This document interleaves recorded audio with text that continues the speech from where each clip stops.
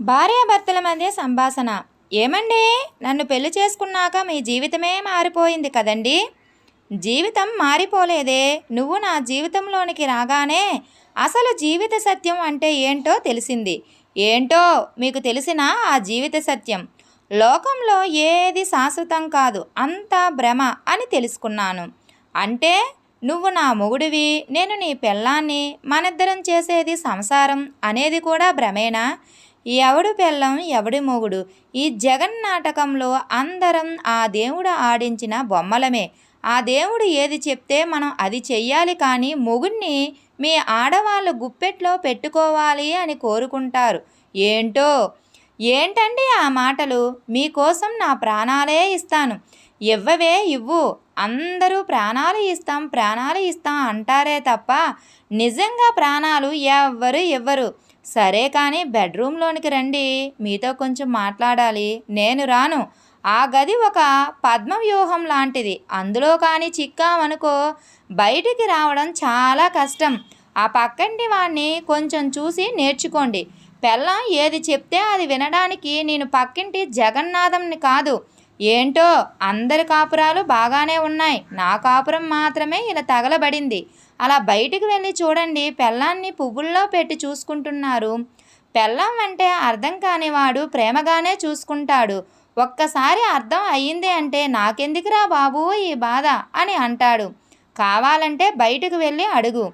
పెళ్ళాన్ని పక్కలో బెల్లంలాగా చూడకు, గాయాన్నిస్తుంది. బెల్లంలాగా చూడు, తీపినిస్తుంది.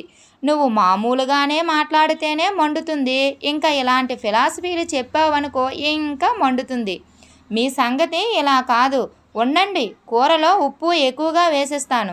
నీ కోపం వంటగదిలో చూపిస్తావు లేదా పడక గదిలో చూపిస్తావు. నీకు ఈ 2 ఆప్షన్స్ తప్ప మరి ఏవి లేవు కదా. ఆ ఎదురింటి సుబ్బారావుని చూడండి, తాగుబోతుడైనా పెళ్ళాన్ని సూపర్గా చూసుకుంటాడు. వాడికి పెళ్ళై 2 నెలలు అవుతుంది. ఇదే మాట 2 సంవత్సరాలు పోయిన తర్వాత చెప్పు, వాడు పెళ్ళాన్ని బాగా చూసుకుంటాడు అని. పెళ్ళం అంటే పవిత్ర జలమండి. రోజు మీ మగవాళ్ళు ఆ జలంను నెత్తిన జల్లుకుంటే చేసిన పాపాలన్నీ పోతాయండి. మరీ ఎక్కువ జల్లుకున్నాం అనుకో ఆ జలంలోనే కొట్టుకుపోతాం. మీరు పెళ్ళాన్ని ఒక పీడకలలాగా చూస్తున్నారు. అలా కాకుండా తెల్లవారుజామున 4 గంటలకు వచ్చే అందమైన కలలాగా చూడండి. పెళ్ళం అంటే కల కాదే, గోడకు వేసిన సున్నం.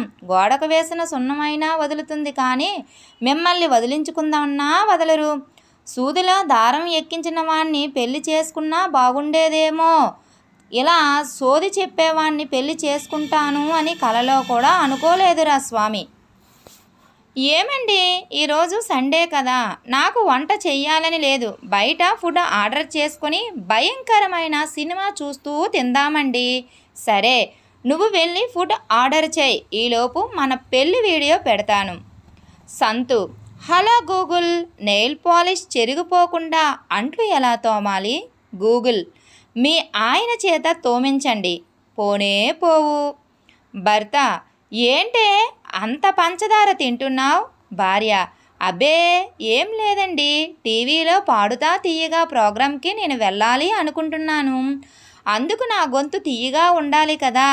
అంటే పంచదార ఎక్కువగా తింటే తీయగా ఉంటుంది అంటాం కదండి. నేను పాడుతుంటే గొంతు కూడా తీయగా ఉండాలి కదా, అందుకే తింటున్నాను.